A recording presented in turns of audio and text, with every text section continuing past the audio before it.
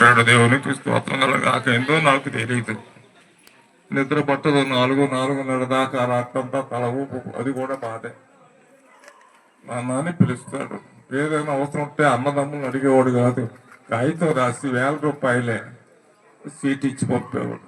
ఏది పాతమ్మ గారు కూడా నన్ను అడిగేవాడు లేరు. ఒక్కడే నా పెద్ద కుమారుడు ఒక్కడే కొంచెం బలహీనుడు కనుక ఆ బలహీనత అన్నదమ్ములు కూడా లేకుండా 5,000 కావాలన్నా, 6,000 కావాలన్నా, 7,000 కావాలి, మందిరానికి ఇంతగా కరెక్ట్గా అడిగేవాడు. ఎక్కువ తీసుకునేవాడు కాదు, ఇచ్చేవాడు. కానీ ఆ మాట చూస్తూ ఉంటే ఇప్పుడు నన్ను అడిగేవాళ్ళు లేరు. కానీ ఏదన్నా బలహీనతగా ఉన్నప్పుడు కూడా నా ప్రక్కనే ఉండి పలకరించి వెళ్తాడు. నాన్న అంటారు. ఇంకెవరు లేరు. ఆత్మీయ నాకు నిద్ర పట్టదు. అది కూడా నాకు బలహీనతే. ఆడు కనపడిన తర్వాత నిద్ర పట్టదు. అదే వేదంలో ఉంది. అందుకని నేను వాక్యం చెప్పడానికి కూడా నేను మనసు, ఎందుకంటే ఇక్కడ దేవుని వాక్యం ఒక మాట సామెతలు 10:10 అధ్యాయం ప్రారంభ వాక్యం చూస్తే, జ్ఞానం గల కుమారుడు తండ్రిని వాడు మరణించాడు. నేను మరణిస్తాను. కానీ నేను నా మరణాన్ని అస్సలు వాస్తవికంగా ఆడి చేతుల మీదుగా నేను వెళ్ళాలి. కానీ నా చేతుల మీదుగా వెళ్ళిపోయాడు. మహా దుఃఖం. నేను వయసు 90 సంవత్సరాలు, ఆడికి 59 సంవత్సరాలు వయసు. కానీ ఏదొచ్చినా కూడా ఎవరిని అడగడం. ఆరోగ్యం సరిగా ఉండేది కాదు.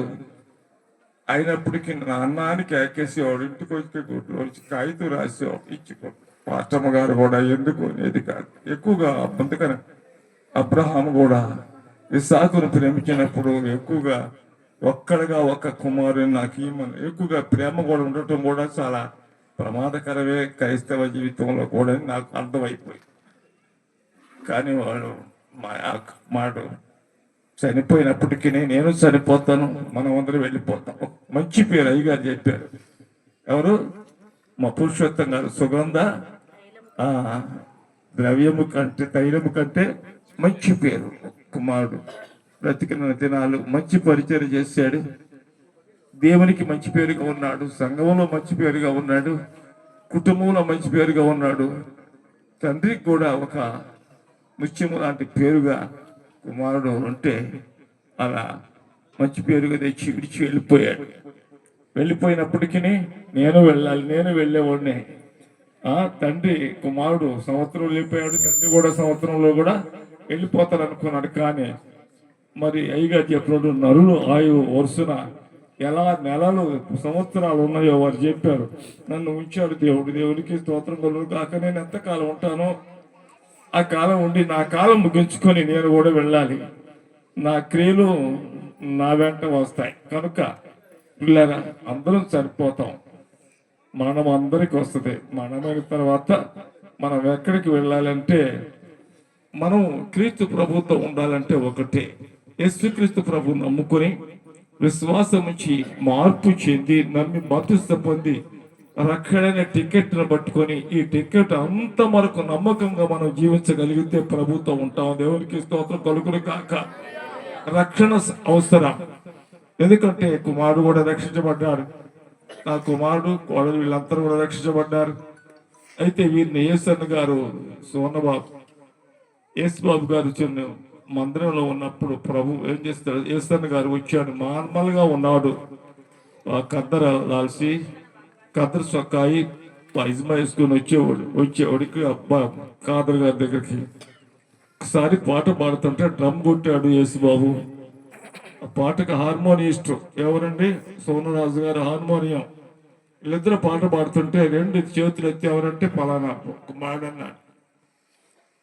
వీళ్ళు పెద్ద యోగ్యులుగా అవుతారు, రాబోయే దినం మంచి సేవకులు అవుతారని యేసన్న గారు ఆశీర్వాదాలు ఆ దినాన వీరిద్దరికి మందిరంలో జరిగింది. దేవునికి స్తోత్రం కలుగును గాక. ఎందుకంటే వారు మరి పెద్దల దీవెనలు.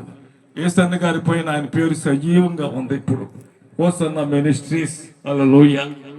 ఎందుకంటే మనం ఇప్పుడు చెప్పడానికి సమయం కాదు. ఇప్పుడు చనిపోయిన ఒక మంచి పేరు కావాలి. ఎక్కడ?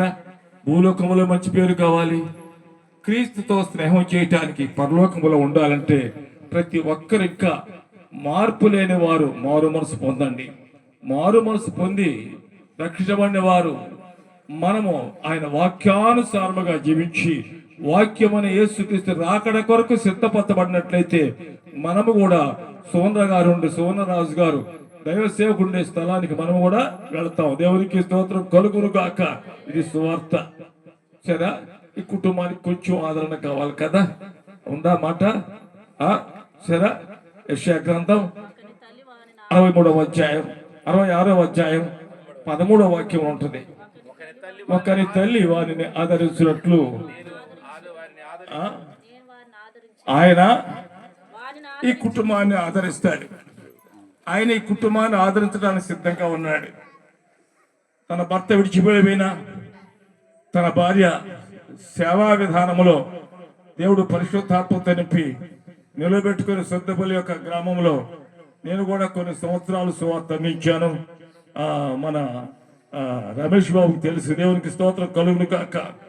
ఎందుకంటే ఆ సేవా పరిచర్య అభివృద్ధి చెందాలి. కుమారుడు కూడా సహకరించి సంఘములతో ఐక్యత కలిగి సంఘము తన తండ్రి విడిచిన పరిచయను విస్తరింపజేయడానికి దేవుడు వారిని అట్టి పెట్టుకున్నాడు. దేవునికి స్తోత్రం కలుగును గాక. ఎందుకు తెలుసా? ఒకరి తల్లి ఆదరించినట్టు ప్రభు ఈ కుటుంబాన్ని ఆదరించడానికి సిద్ధంగా ఉన్నాడు. రాత్రి వేళ ఆదరణ కొరకు మనం ప్రార్థన చేయాలి. యెషయా 49:15 ఉంటుంది, తల్లి తన బిడ్డను మరచవచ్చును గాని నేను ఈ కుటుంబాన్ని నేను మారువను అని వాగ్దానం. అంతేకాదండి, చాలా మంది చనిపోతాం. భూలోకంలో మరణము చైగా చెప్పారు. మరణము అందరికి వచ్చు. మరణమైన తర్వాత నరులు బ్రతుకుదురా? వచ్చారు, బ్రతుకుతారా? ఉంది. ఇద్దరు చనిపోయాడు. ఒక ఆయన ధనవంతుడు, 2 పేదవాడు. ఆ కుమారుడు కూడా, నేను కూడా పేదరికులు ఉన్నా, చాలా పేదరికులు ఉండేవాడు. ఎవరిని అడిగేవాడు కాదు. నేను కూడా నాతో మాట్లాడతాడు, మీతో ఏమనుకుంటున్నారు సత్యం ఏదన్నా పని ఉంటే నాకుంటే పేరు తెలుసుకుంటే నా ప్రక్కనే వచ్చి నవ్వుతూ ఉంటాడు, చిరు నవ్వుతూ వస్తూ ఉంటాడు. దేవుని నామానికి స్తోత్రం కలుగును గాక. పేదవాడు కూడా చనిపోయాడు. ఇద్దరు పాతి పెట్టబడ్డారు. కానీ పేదవాడు చనిపోయిన తర్వాత చూడండి, లూకా 16:22 ఉంటుంది, దేవదూతల చేత కొనిపోబడ్డాడు. దేవునికి స్తోత్రం కలుగును గాక.